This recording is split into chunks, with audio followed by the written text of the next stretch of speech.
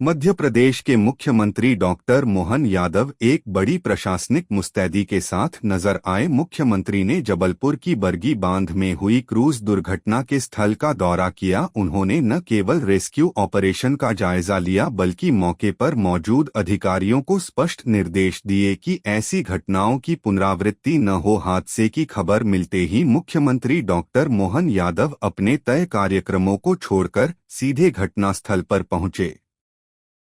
तस्वीरों में आप देख सकते हैं कि मुख्यमंत्री के साथ भारी पुलिस बल और प्रशासनिक अमला मौजूद है। किनारे पर खड़ी जेसीबी मशीनें और रेस्क्यू टीमें इस बात का गवाह हैं कि प्रशासन पूरी ताकत से राहत कार्य में जुटा है। मीडिया से बातचीत करते हुए मुख्यमंत्री डॉ मोहन यादव ने कहा कि यह घटना अत्यंत दुर्भाग्यपूर्ण है। मैंने प्रशासन को स्पष्ट निर्देश दिए हैं कि प्राथमिकता रेस्क्यू ऑपरेशन और प्रभावितों की मदद करना है। सुरक्षा मानकों में किसी भी प्रकार की कोताही बर्दाश्त नहीं की जाएगी। घटना की जांच के आदेश दे दिए गए हैं और जो भी दोषी पाया जाएगा उस पर सख्त कार्रवाई होगी। मुख्यमंत्री ने मौके पर मौजूद चश्मदीदों और स्थानीय लोगों से भी बात की। उन्होंने स्पष्ट किया कि भविष्य में जल परिवहन और पर्यटन से जुड़ी सभी गतिविधियों में सुरक्षा प्रोटोकॉल का सख्ती से पालन सुनिश्चित किया जाए। शासन ने घायलों के समुचित इलाज और मुआवजे की प्रक्रिया भी शुरू कर दी है।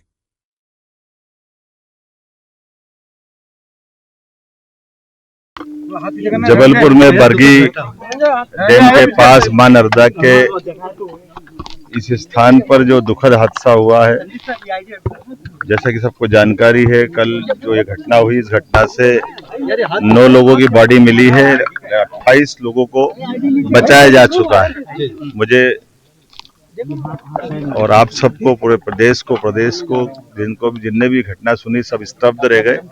लेकिन ये अच्छी बात रही कि यहीं पास में हमारे इसी घटनाक्रम के जहाँ घटना घटी है पास में जल जीवन मिशन के भी काम चल रहे थे और वहाँ के लोगों ने भी मिलकर के इस तुरंत बचाने की दिशा में जब लोग लगे, इसके कारण से और साथ ही साथ प्रशासन को जैसे सूचना मिली तो एसडीआरएफ, एनडीआरएफ और हमारे माननीय मंत्री भी यहाँ मौजूद हुए, माननीय राकेश सिंह जी, माननीय पर्यटन मंत्री भी। कल हमने तुरंत उनको यहाँ से रवाना कराया था और साथ ही साथ यहाँ के हमारे सांसद आशीष दुबे जी, इस अवसर पर यहाँ के विधायक हमारे नीरज जी, सारे जनप्रतिनिधियों के साथ पूरी रात और आज तक अभी तक लगातार लोग लगे हुए हैं।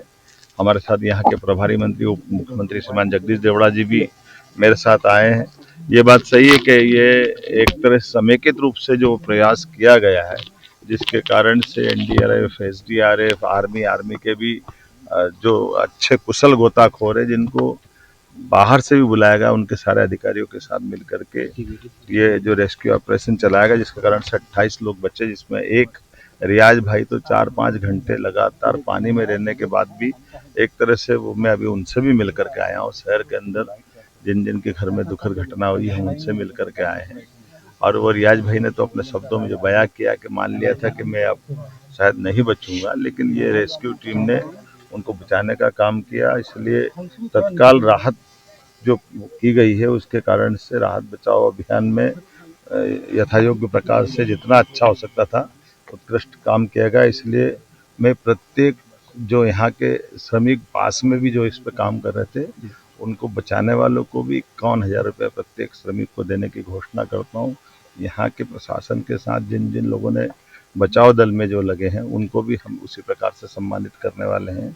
मैं अपनी ओर से खास करके यहाँ जितना हमसे बन पड़ रहा है, जो प्रत्येक मृतक परिवार के बारे में कल हमने अनाउंस किया है 4 लाख उनको देते हुए, माननीय प्रधानमंत्री जी ने भी मृतक परिवार को 2 लाख देने की बात कही। पैसे का सवाल नहीं है, लेकिन ये कष्ट की घड़ी में सरकार, हम सब इस बात के लिए मन में भी पीड़ा भी है, लेकिन हम अपनी तरफ से इसमें प्रयास कर रहे हैं। खास करके इसके साथ साथ कोशिश कर रहे हैं कि इस पूरे घटनाक्रम के लिए कमेटी बनाने की घोषणा की है, जिसमें हमारे सरकार के माध्यम से उच्च स्तरीय जांच समिति बना रहा है। इसमें महानिदेशक होमगार्ड एवं नागरिक सुरक्षा, सचिव मध्य प्रदेश शासन, आयुक्त जबलपुर संभाग, ये इस पूरे घटनाक्रम की 3 बिंदुओं पे जांच करेगी, जिसमें क्रूज दुर्घटना के कारणों की सूक्ष्मता से जांच करना, परिस्थितियों को प्रतिपादित करना जिसके कारण से यह दुर्घटना हुई है।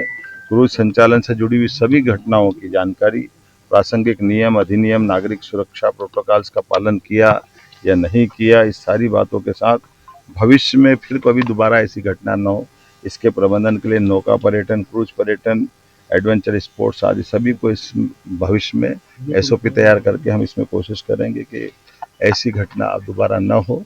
लेकिन मैं एक बार फिर हमारे सभी जवानों को, इस बचाव दल के लोगों के साथ, जनप्रतिनिधियों और प्रशासन के साथ, जबलपुर वासियों के भी धैर्य के आधार पर, क्योंकि सारे लोग पूरे नदी के किनारे पूरी रात गुजारते, मैं मीडिया बंधुओं का भी आभार मानता हूँ।